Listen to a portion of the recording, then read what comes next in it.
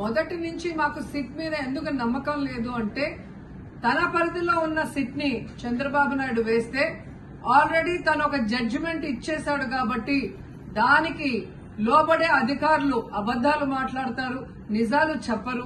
ఎందుకంటే ఈరోజు సిట్ లో వేసిన అధికారి అడిషనల్ డీజీ, ఆయన కన్నా పెద్ద ర్యాంక్ లో ఉన్న టీటీడీ ఈఓ, మరి ఐఏఎస్ ఆఫీసరు మొదట మాట్లాడిన స్టేట్మెంట్ కి చంద్రబాబు నాయుడు గారు అబద్దం చెప్పిన స్టేట్మెంట్ తర్వాత మాట్లాడిన దానికి తేడా చూస్తేనే ఈ సిట్ అనేది సిట్ అండ్ స్టాండ్ కి తప్ప దేనికి పనికిరాదనేది అర్థమైంది.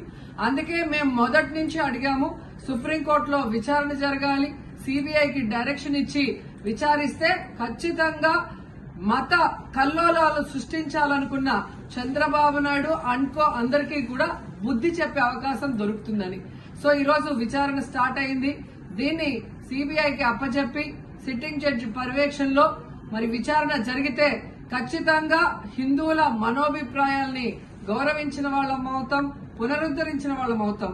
లేకపోతే చంద్రబాబు నాయుడు వేసిన ఈ నింద పవిత్రమైన లడ్డూని తినాలా వద్దా, దీంట్లో కలిసిందా లేదా అన్న అనుమానంతోనే భక్తులందరూ కూడా ఈరోజు లడ్డూ తినకుండా వెళ్లిపోతుంటే ఒక తిరుపతి అమ్మాయిగా చాలా బాధేస్తుంది. ఈ రోజే అలగర్ కోయిల్ మదురై దగ్గర మరి దక్షిణ తిరుమల చాలా పవిత్రమైన టెంపుల్. ఇక్కడ భగవంతుడిని కోరుకున్నాను, ఖచ్చితంగా సుప్రీంకోర్టు ఇన్వాల్వ్ అయి ఈ కేసుని విచారించాలి. తప్పు చేసిన వాళ్ళని, అలాగే అంటే తప్పుడు స్టేట్మెంట్ ఇచ్చిన వాళ్ళందరూ ఎంత పెద్ద పొజిషన్ లో ఉన్నా కూడా వాళ్ళని శిక్షించాలి అని భగవంతుడిని కోరుకున్నాను, సుప్రీంకోర్టుని కోరుకుంటున్నాను.